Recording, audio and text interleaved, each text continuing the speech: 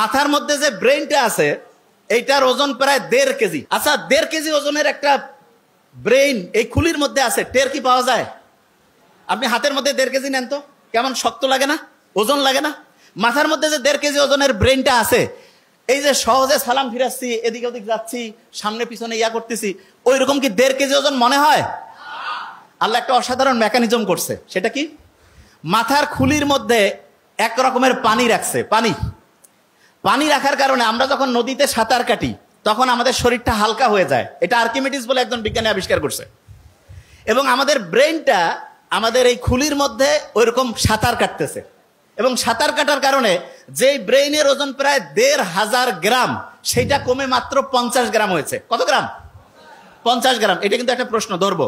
তাহলে 1,500 গ্রামের ব্রেন পানির মধ্যে সাঁতার কাটার কারণে কয় গ্রাম হয়েছে?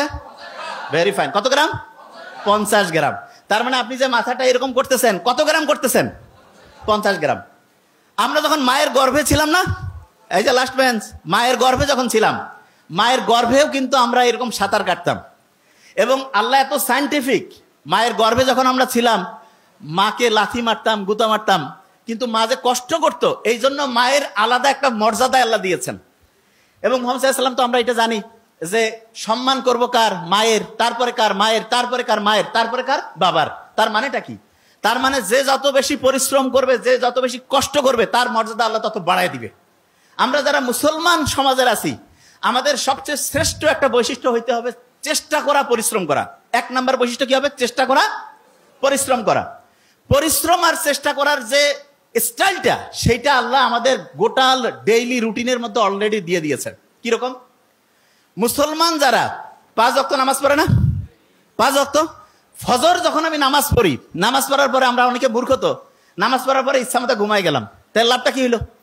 আল্লাহ নামাজ পড়ার পরে আমাদেরকে পরিশ্রমে যাওয়ার জন্য সবচাইতে বেশি হচ্ছে উদ্বুদ্ধ করছে।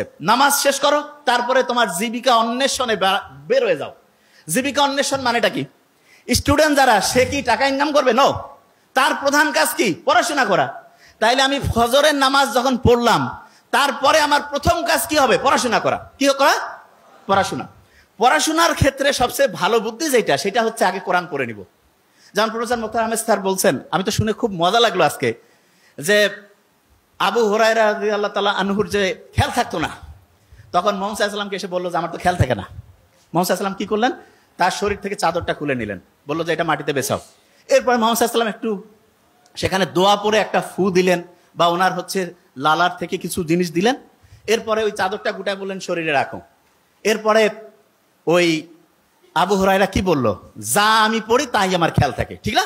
আবু হুরায়রা খেয়াল থাকতো না। তার মানে মানুষ, মুহাম্মদ সাল্লাল্লাহু আলাইহি ওয়াসাল্লামের এই যে অসাধারণ একটা মানে বরকতের পূর্ণ, অসাধারণ একটা হচ্ছে যে দোয়ার বরকতে তার স্মরণ শক্তিটা অন্য লেভেলে চলে গেছে না?